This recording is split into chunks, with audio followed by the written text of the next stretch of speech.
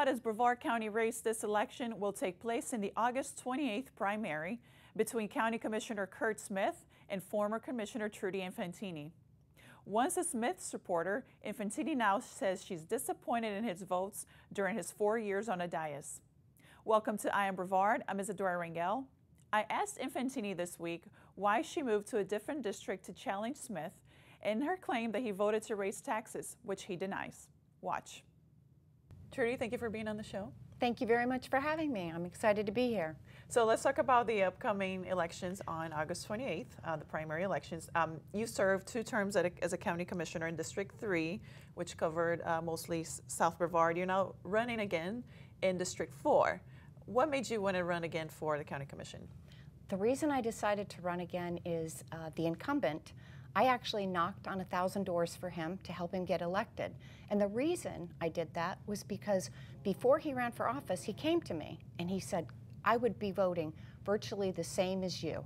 And I thought, what better than to finally have somebody up there similar to my voting pattern on the board. So I knocked on 1,000 doors, I secured significant number of votes for him, and then he voted opposite. He votes 180 degrees separate on some of the very, very strategically important votes. 93% of the time when I was a county commissioner, I voted with the other commissioners. But that 7%, that was for things like, big things like the speculation building and items like that. Sure, and we're obviously talking about incumbent Curt Smith, who's the current representative in District 4. You mentioned some of the votes that he took a 180. Can you give a few examples of that? Well, for instance, since he's been in office, when he campaigned, and I know because I've knocked on many of the same doors, he told people he wasn't going to be raising their taxes. Well, I've got property tax notices for 2 separate years where he did, in fact, raise taxes. And I watched your show that you taped with him a few weeks ago, and he sat right here telling the voters, I never raised your taxes. In fact, I decreased budgets. Actually, spending has gone up every single year. So I don't understand where revenue has gone up every year, yet he claims to have decreased taxes. It's just, so for those reasons, I decided the voters deserved somebody that would represent their views instead of the county's views. So like you said, Commissioner Smith has said that he did not vote to raise taxes, and in many instances the property tax rate has actually gone down. I believe the state law that you mentioned, and Dave Brevard, my colleague, has done some reporting on that. He says it requires a county to advertise a proposed tax increase even if the tax rate has decreased, and it's a formula that takes into account several things, such as how much money is being raised through property taxes, which depends a lot on property values. Is that what you're saying? Our property values have gone up? Should we just roll back the rates so we keep collecting about the same? And the counter argument to that is, if property values are good, if we have a good economy, shouldn't we collect more money and save it, because we might have another recession a few years from now? Okay, so to address your point, back when I was county commissioner, we were in the deepest recession that man has known since I've been in Brevard County, actually, not since man has known, but the deepest recession since I've been in Brevard County, and the county commissioners increased property tax rates. People were losing their homes.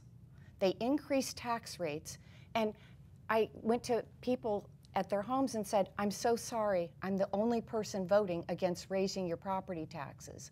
Actually, at that time, I had one other commissioner voting against raising property taxes. So, no, we should be planning for the future, but the way to plan for the future is by prioritizing our spending.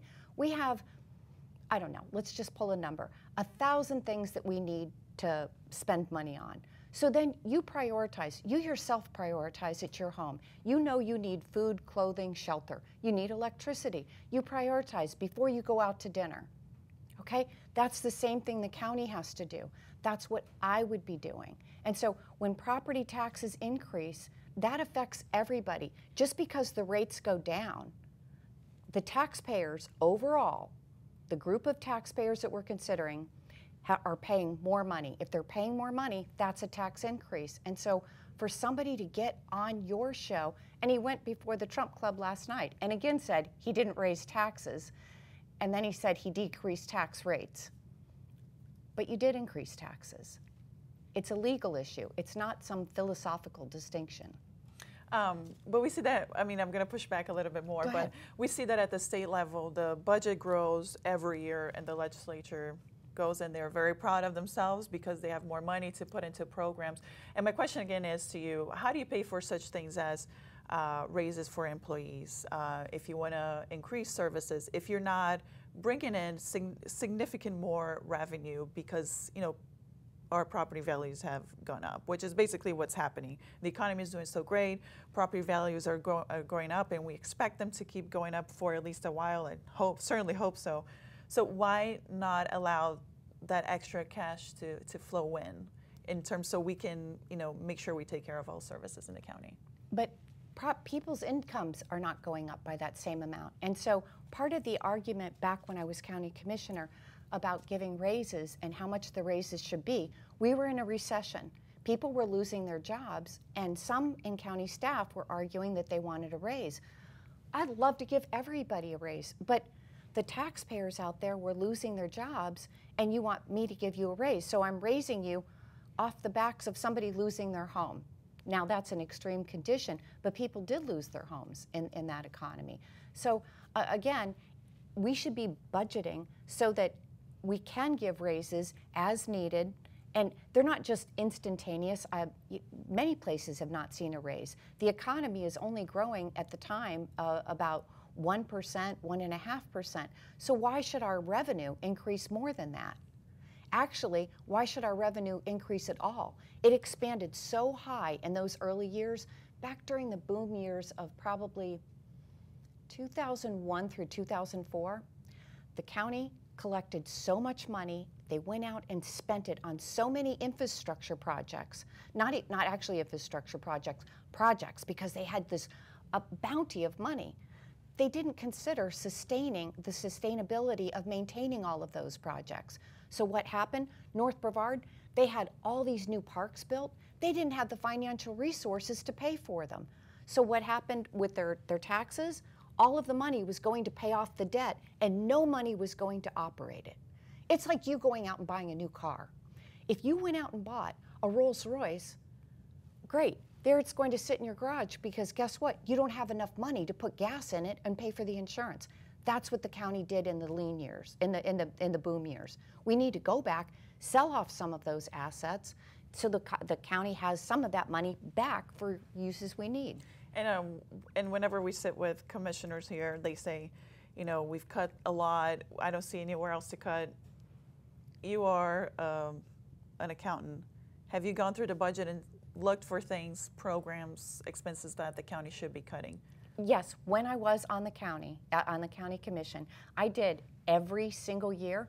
I came with a list of budget cuts, proposed budget cuts, suggested budget cuts, not every one of them, but I gave them a whole laundry list of places that we could look at for consideration. I compared last year's to this year's, showing them, look at the percentage increase. They shot it down because when you're on the board with 4 tax and spend liberals, I got shot down year over year over year.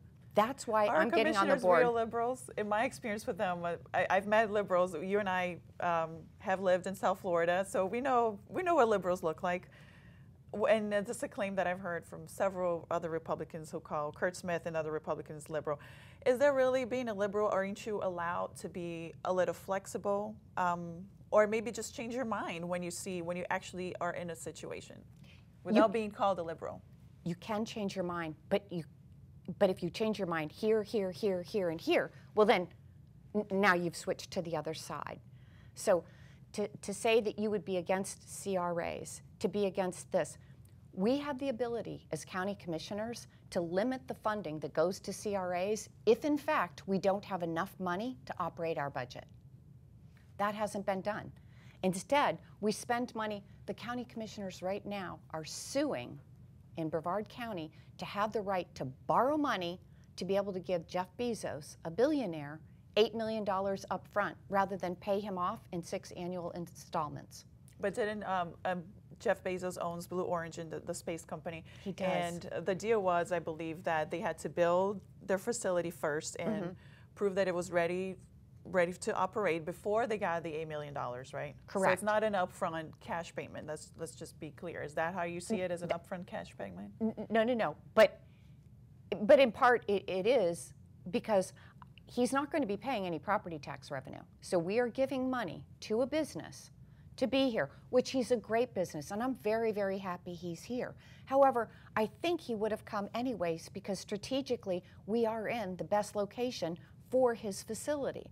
So I'm not a proponent of giving $8 million, especially since who's going to pay for the infrastructure that's going to be required by Blue Origin?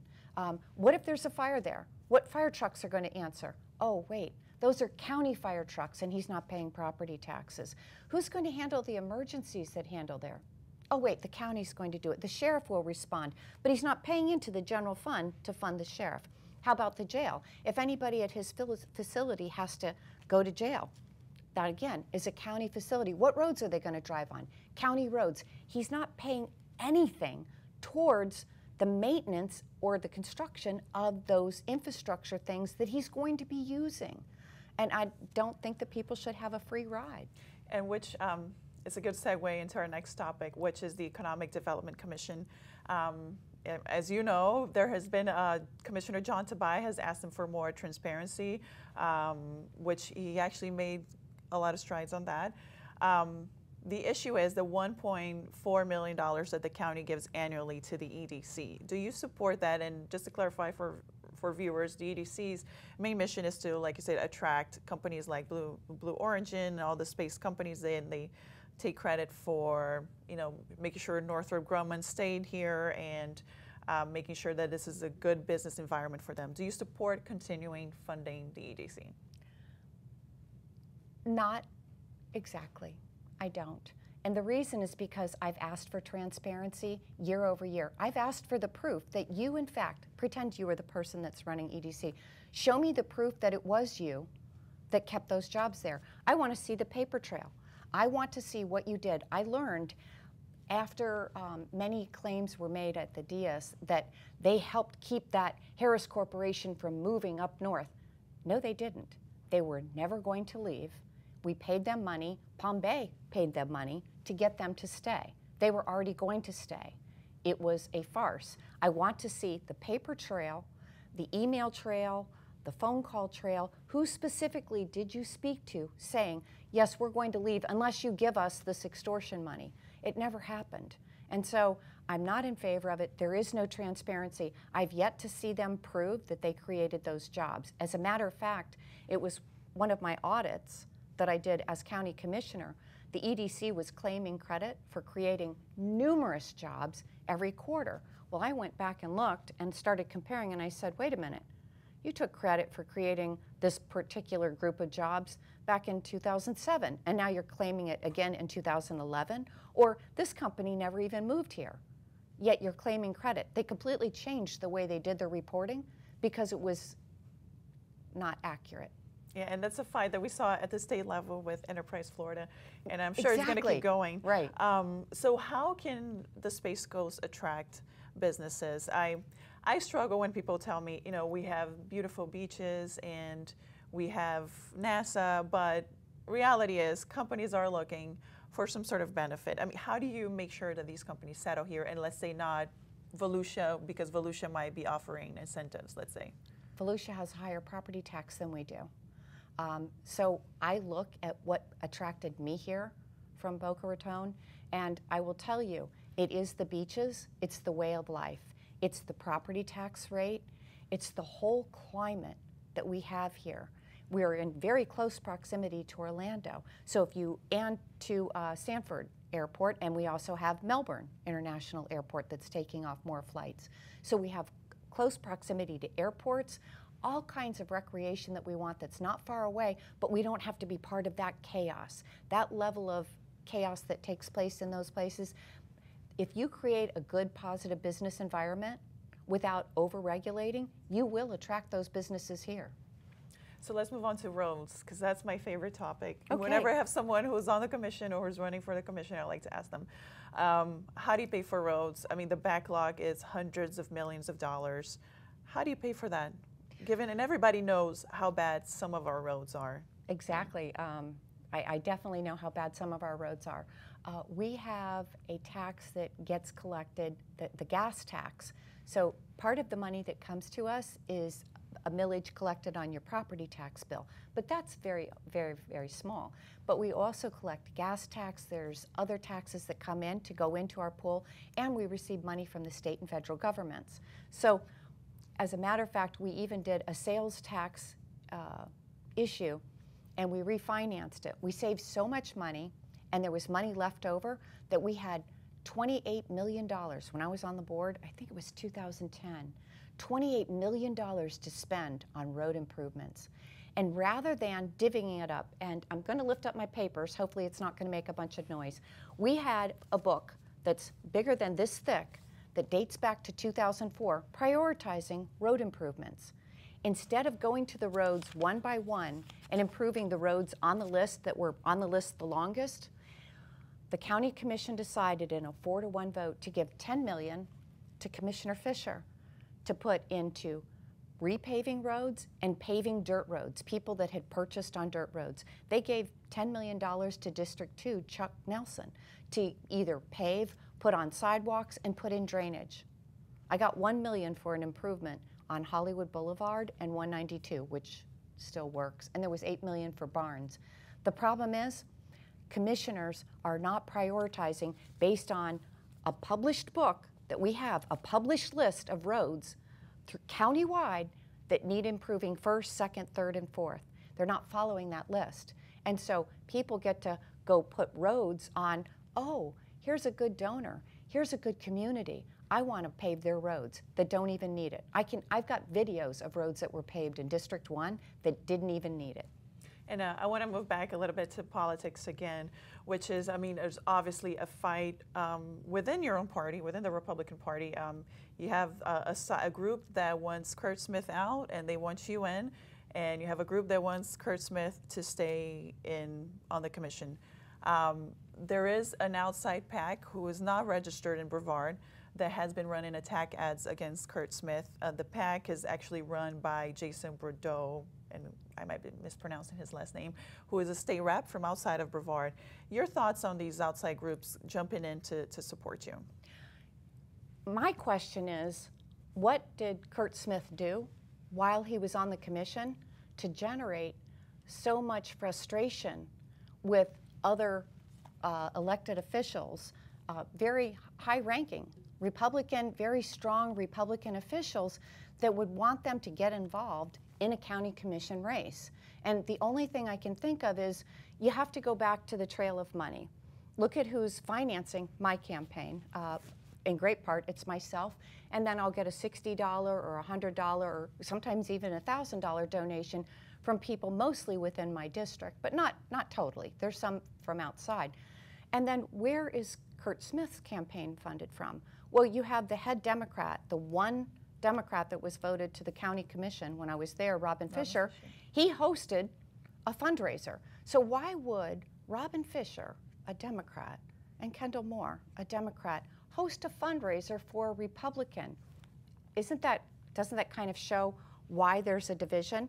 You have one Republican that's funded with Democrat money, and then you have another Republican funded with primarily Republican money. So I think that that's why you're seeing this whole interest, is because you have the Republican policies of, I will not raise taxes until every bit of money is squeezed out before I would ever consider something like that. There's a philosophical difference in. Yeah, I think having covered and done stories about PACs, the money is very hard to trace back, which is different from a campaign. You know who your donors are. Right. These outside groups a lot of times come into a local race.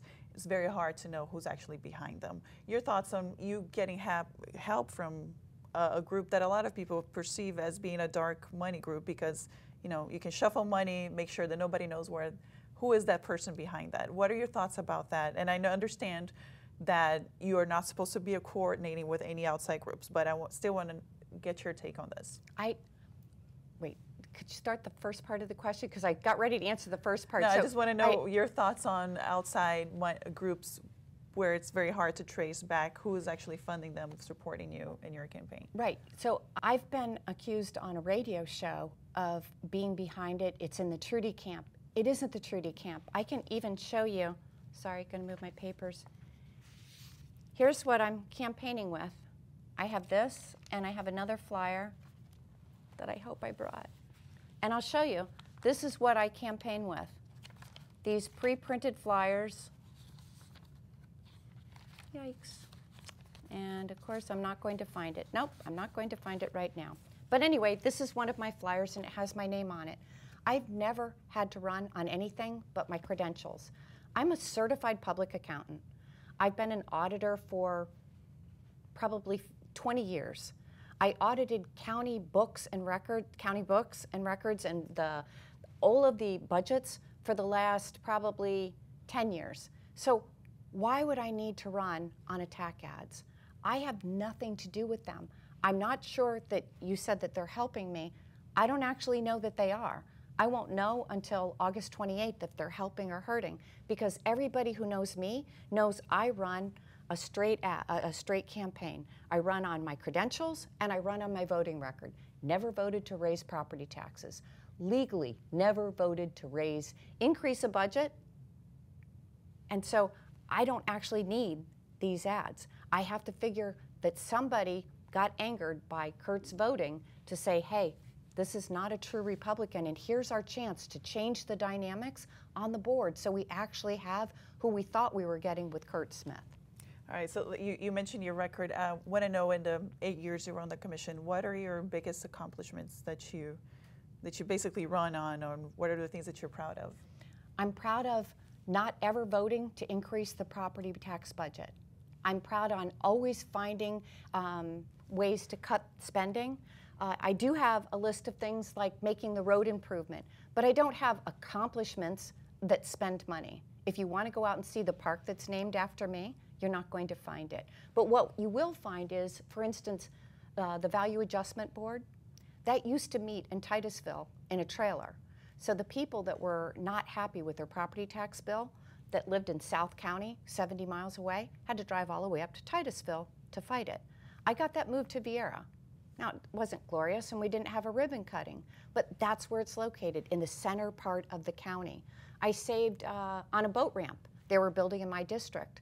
I went in and I saw the first bid was for about $960,000. Then when the guy got ready to build it, he bumped it up to $2.5 million. I called off the operation and I told him I want to go back out to bid. He finally came back and bid it for what he said he would. So I saved the taxpayers over $1 million right there. That's what I do. I save the taxpayers money by going out to bid and keeping everything very, very transparent. Oh, the agenda book. Have you ever looked at the County Commission agenda to look and see what topics we're going to be talking about? Sure. Okay. That got published because of me. Originally, it was just the outline of what we were going to talk about that was published online. Because of me, the whole entire agenda book, from beginning to end, whether it's 50 pages or 700 pages, it's on the website. Now you can find it. That's up there because of me. We used to only be televised on a TV station. My husband and I, we didn't get that television station. Now it's broadcast over the internet, so everybody has access. So, but I didn't accomplish that, for the record. The county accomplished that. That was done during my 8 years, but to list that as a personal accomplishment, it's some of the things I'm proud took place when I was on the board that I fought for.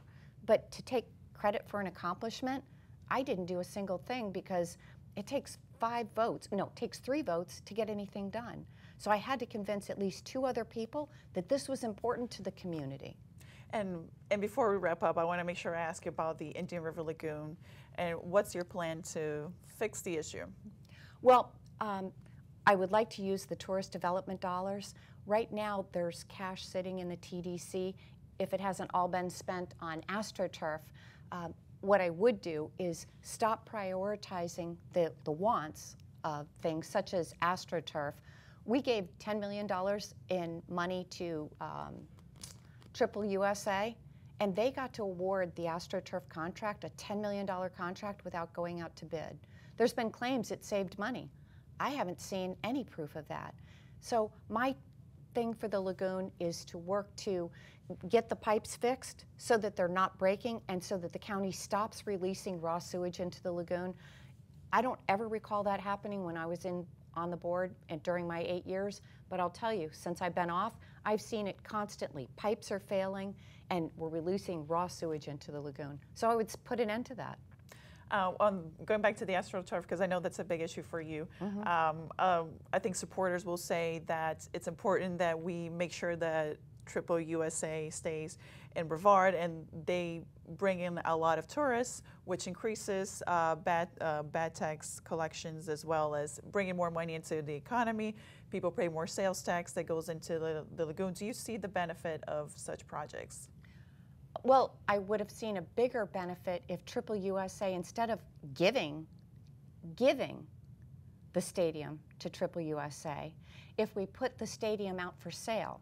It was estimated that it could have sold for $18 million. Now, we'll never know because we never put it out there. We never put it in the open market to say, is anybody willing to buy this and build it? So now we gave Triple USA a stadium, then we gave them $10 million, I think about $8 million in improvements, and another $10 million in AstroTurf. How much money do you have to give a business? If I gave you $18 million and a place to work, do you think you would succeed? How much money do I have to pay for you to succeed? I'm sorry, I'd rather have that $10 million, and I could put that right into the economy. Before I get my sales tax, 1 cent, do you know how many sales I have to make to get back $10 million? I'll just not give you $10 million and keep that in my pocket. Trudie, thank you so much. We're out of time, but thank you so much for being here. Thank you so much. It's been a lot of fun. That's our show for today. You can rewatch all Eye on Brevard episodes at floridatoday.com or on Florida Today's YouTube channel. I'll see you next week.